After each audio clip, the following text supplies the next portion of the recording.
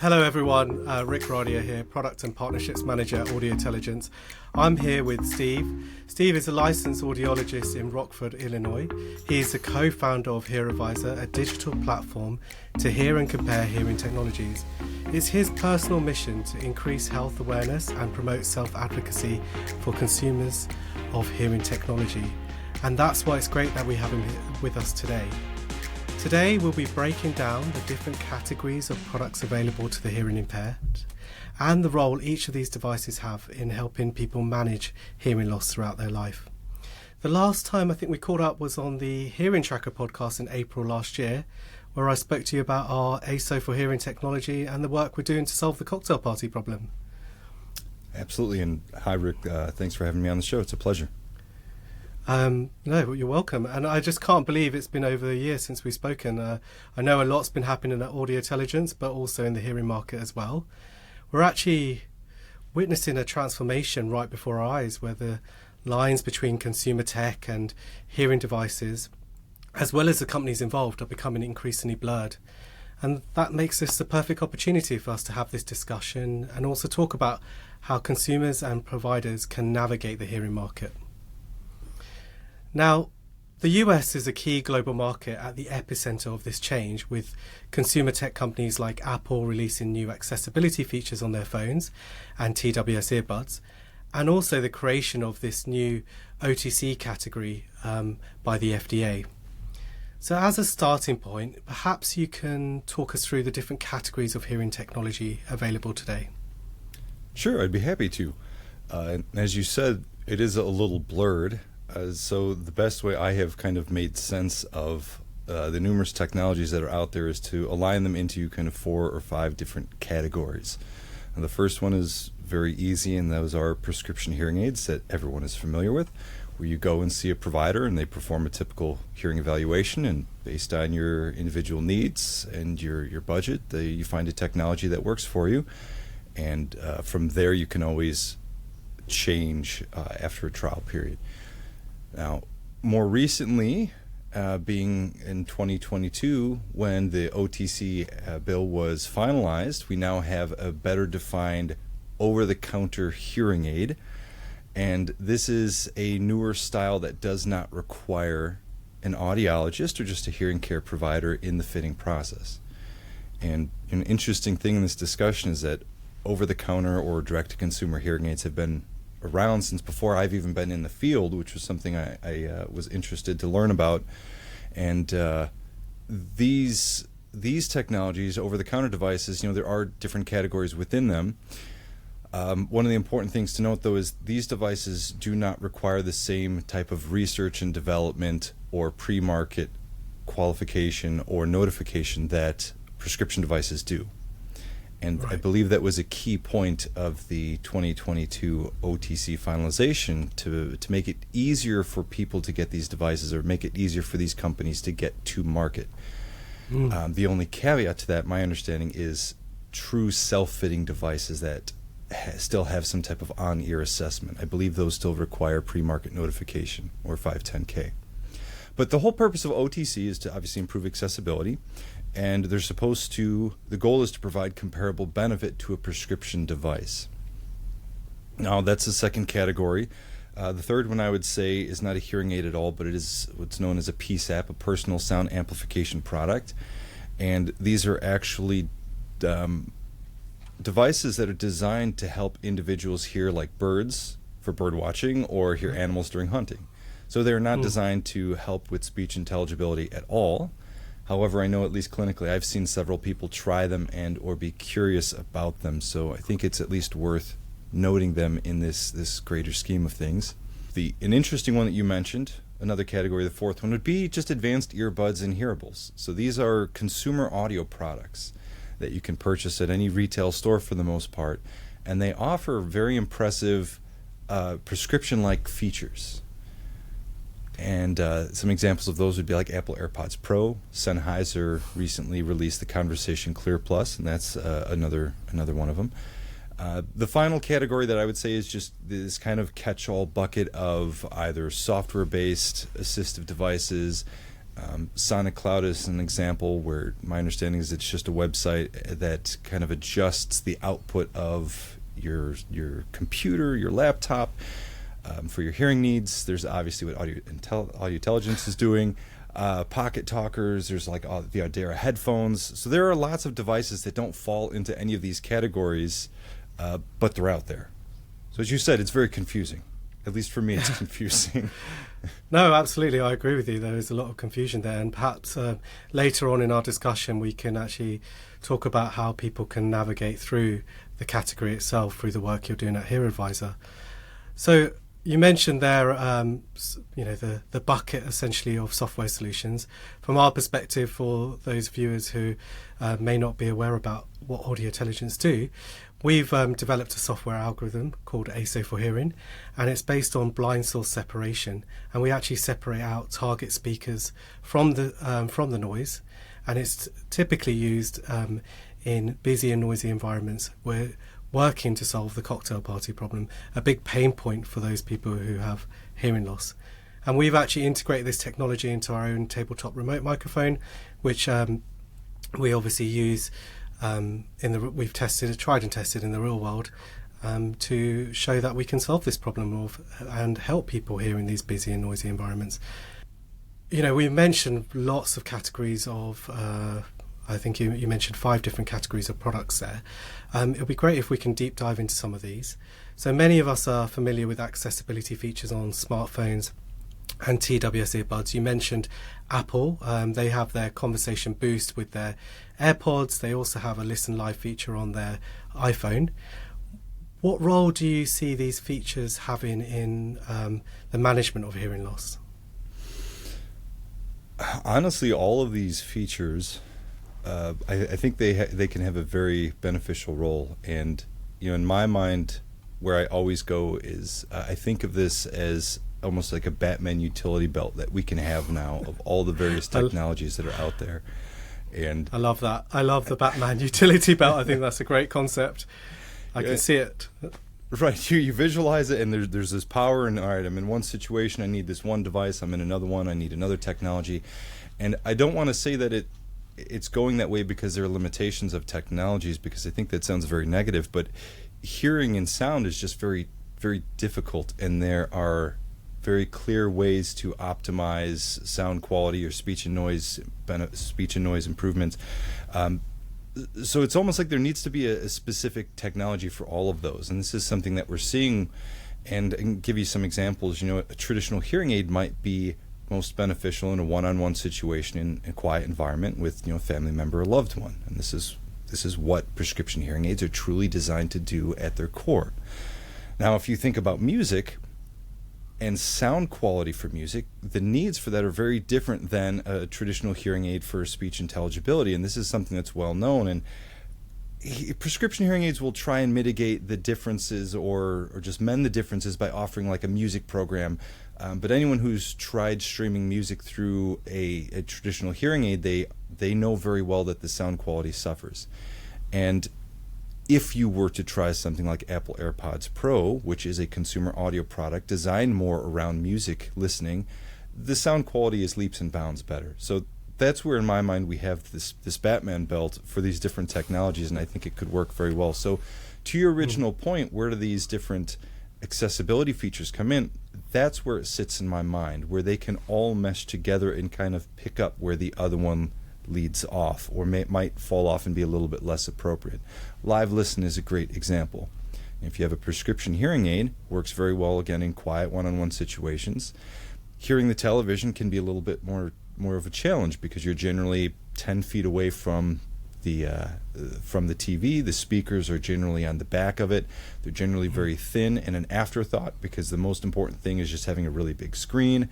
The acoustics of your family room or your living room might not be advantageous for speech intelligibility. So there's just a whole slew of things on top of the production value of modern day just cinema. So something like Live Listen can be used to help mend that difference by putting your phone by the TV and then it streams it directly to your ears. So it's more similar to you sitting a few inches away from the TV or someone speaking as opposed to 10 feet away. So in my mind, this is how these technologies can be used. They're just all part of like an ecosystem, depending on situation and your needs.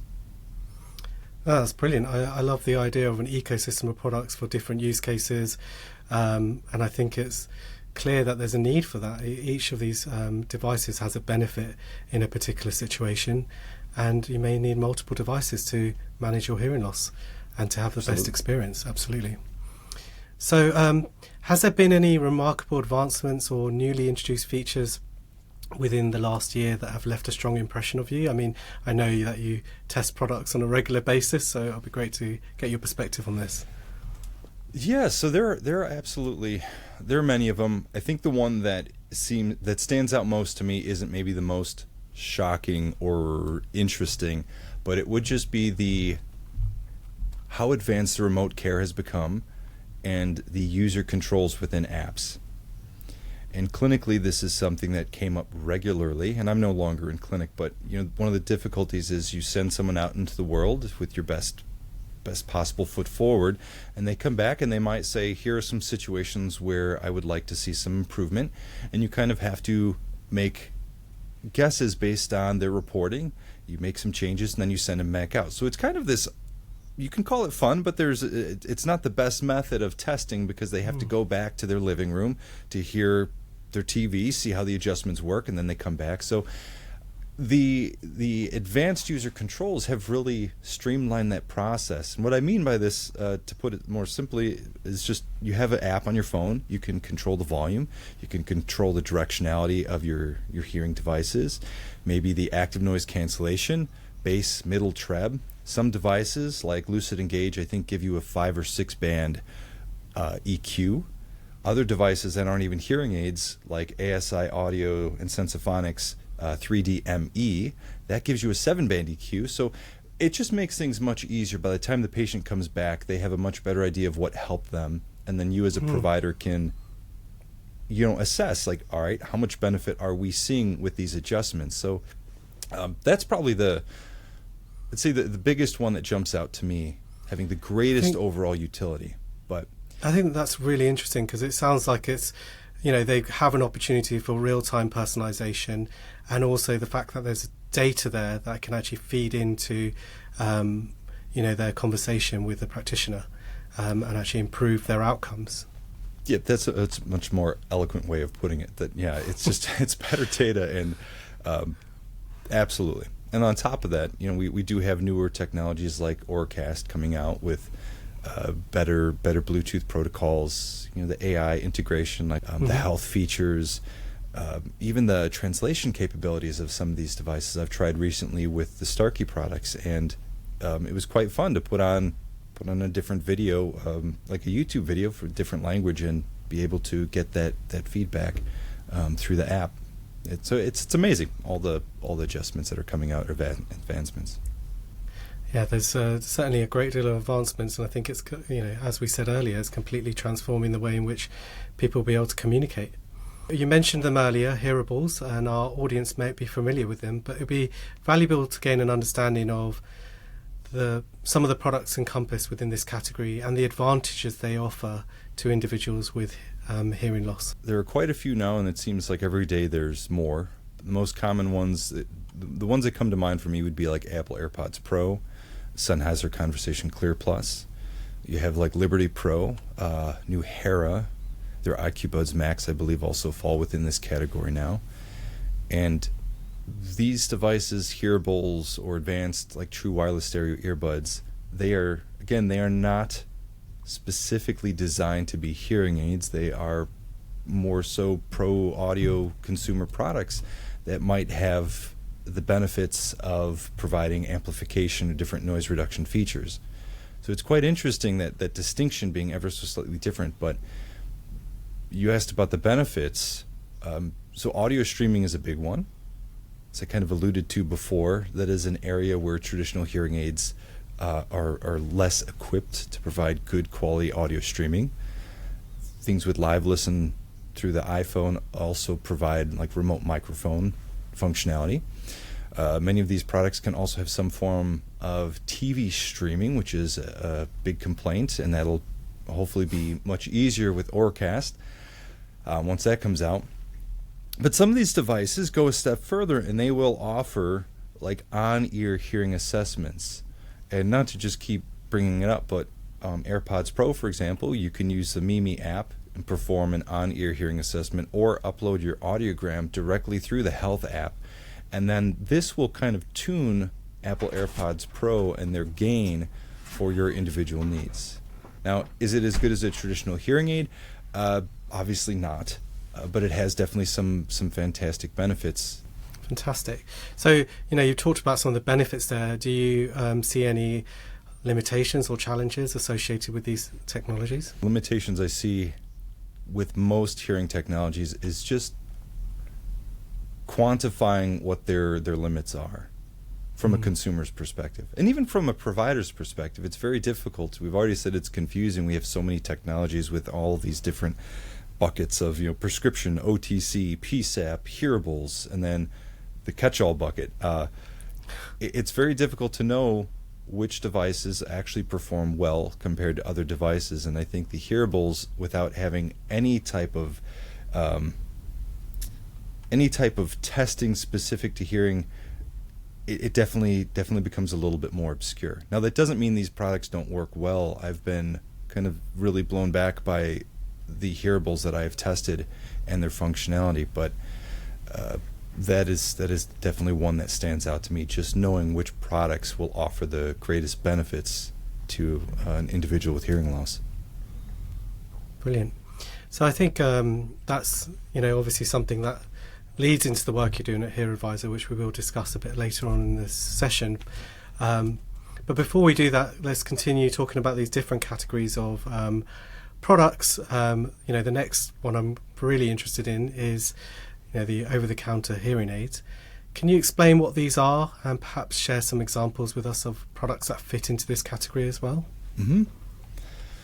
So for over-the-counter hearing aids, as I mentioned before, they are not prescription devices. They are not meant to be fit alongside a hearing care provider in a clinical setting, though many of them will also have some remote care kind of baked into it, which is fantastic. But some products that come to mind would be like Lexi Lumen, Lexi B2. Sony has the CRE E10 and the CRE C10. Eargo is a big name within this OTC category. They've been around for quite a while. Lucid Engage, Jabra Enhance Plus, Jabra Enhance Select. So there's an equally confusing number of these products as well. I expect there's going to be more launching as we've seen over the last few months alone in the US, especially as now the regulations have finally come through as well. Absolutely. And I think that's a great thing. It just comes back to knowing, being able to vet these products. But yeah, I think it's a fantastic reality to have better competition between these products and them hopefully then, pushing one another to create the best possible product. And they're rather impressive. They offer many of the same features as a traditional hearing aid. Amplification being a basic one. They generally will offer some form of noise reduction or directional benefits with beamforming microphones. Feedback cancellation can be quite efficient on them. And as I mentioned, many of them will have a remote care feature built in. And having tested many of these devices, I don't keep them all, and I still end up getting calls from a lot of the companies. And it's like, I love what you're doing, but you don't need to call me. I don't have the devices anymore. But all right, so there's that level of engagement that they reach out to the end user for these kind of devices. Absolutely. Not all of them, but certainly Jabra Enhance is a good one. Eargo is another one where I'll get regular text messages, phone calls, Lexi as well. So it's fantastic to see because it definitely makes a big difference having that type of feedback.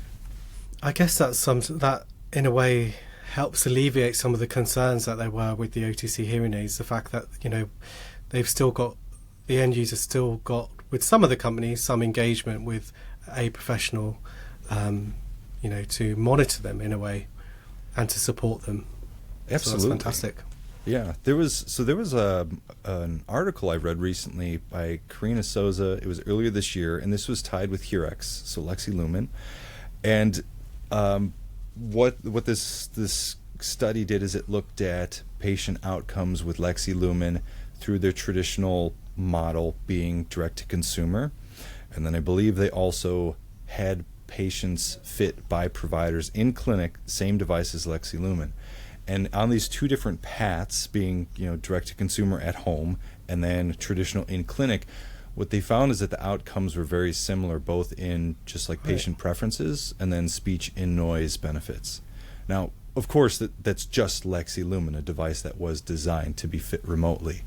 But it does show that with the right device, with the right remote care, patients can still do very well. Well, that's really good to hear, and I'm sure we'll have more data in the coming years to support that as well. Absolutely. As, more patients adopt this technology.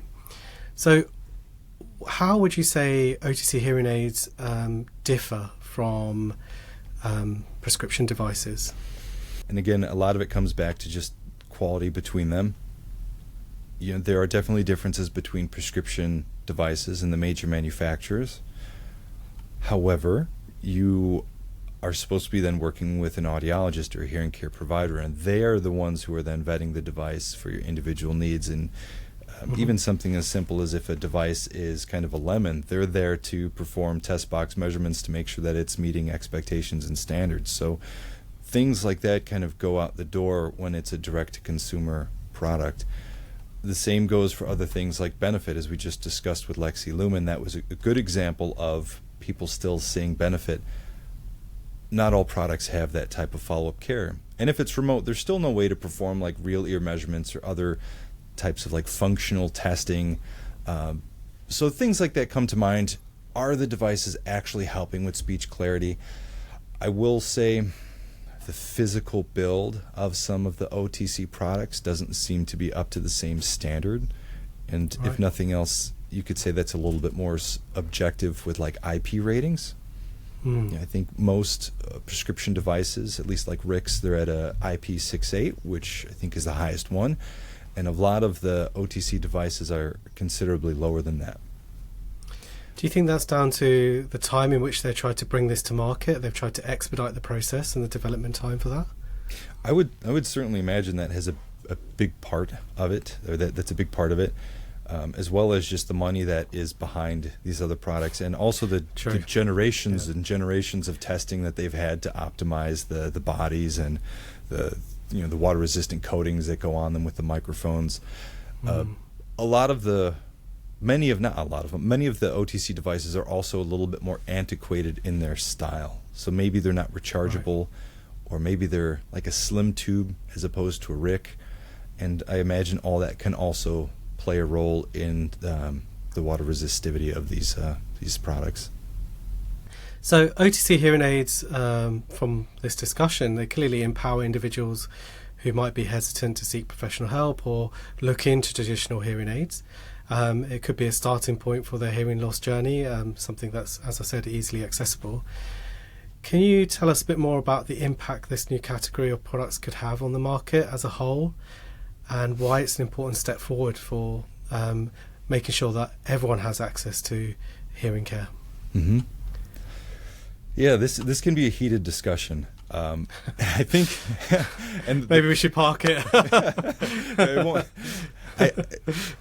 From a purist perspective, you could say yes, everyone's outcomes will generally be best if they go to an audiologist who follows best practices and they're fit by a device that has the most research behind it, being like a prescription device. That makes sense. So, yes. Purist world, you could say that would yield the best outcomes. In the real world, that's not possible, and this is where I think that argument breaks down of we can't have OTC devices because people might not get the best benefit. Well, and I'll hear that very often from audiologists, and I think an important thing to note is most audiologists don't perform real ear verifications anyway. So this bar of you must go to an audiologist because that's optimization, that is false to begin with, at least on average. I think most surveys show that it's still like a 70-30 split for audiologists who perform real ear verifications, test box measurements versus those who don't. So if we could improve that number and it were a perfect world, sure. But the reality is, cost is a big concern for people. And when I was in clinic, I worked at a nonprofit organization. So there were individuals who would struggle to afford, let's say, sub $500 prices for a unilateral device.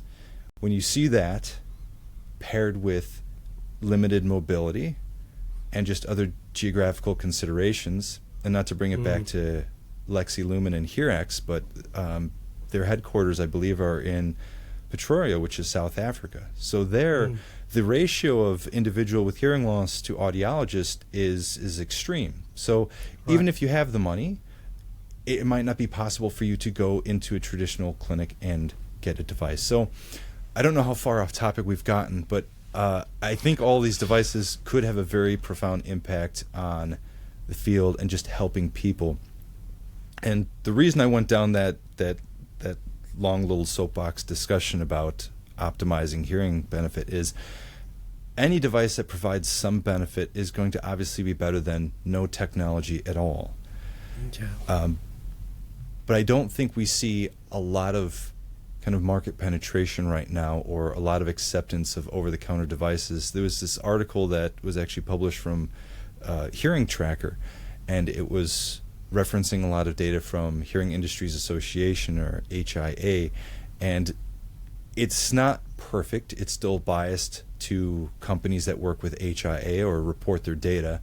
So while hearing aid sales rose in this past quarter, which was excellent because it means people are getting more hearing help, OTC devices were a very small percentage of that. I think it was like 1%. They accounted for 1% of that growth.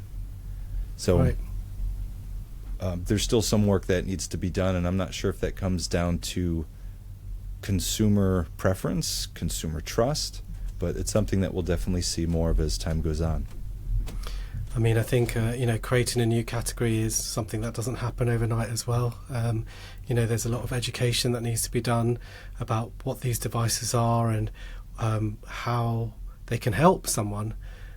So, we've talked about how some hearing aids, some OTC hearing aids, you still get professional support.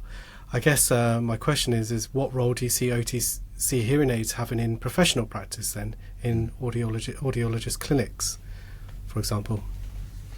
So I love that question, Rick, because the bubble I'm in, or at least I've seen, I think many audiologists think the two are mutually exclusive. You either go to an audiologist and get a prescription device, or you go and you get an OTC device. And it's very antiquated thinking in my mind, because there's nothing saying that you can't purchase, let's pull out a device and say Eargo, and then go to an audiologist and verify benefit and or optimize benefit. I think that is kind of the best of both worlds. And from a clinical standpoint, if you do have a patient who comes in and they're either not able to or willing to purchase a prescription device, in the past, and I won't say this from a provider's standpoint, I'll say it from a consumer's standpoint, you'll see things on Facebook, for example, the different groups for hearing loss. People will say that they felt that they were kind of kicked out of the clinic. Like, you don't want to purchase a prescription device and pay for my services? Fine, go and figure it out yourself. And there are many reasons for that. I don't want to judge either way, but in a different world, you can say, great, here is a viable over-the-counter product that might not yield the same benefit of a prescription device, but it's still some benefit. It's a fraction of the cost. You can purchase it on your own, and I'm still more than happy to have you come in. I'll test your hearing. We'll still perform test box measurements. I'll put you in the booth, assess benefit, and of course make sure that you're hearing nothing is going on in your lifestyle to make your hearing get worse over time. I think, in my mind, that would be a very nice model for us to adapt. And it's a big discussion on what would have to happen, I think, for there to be that type of embrace between the professional community and OTC products. And if nothing else, it just comes down to information. It's not like a harsh judgment or an indictment. I think there's just a lot of misinformation.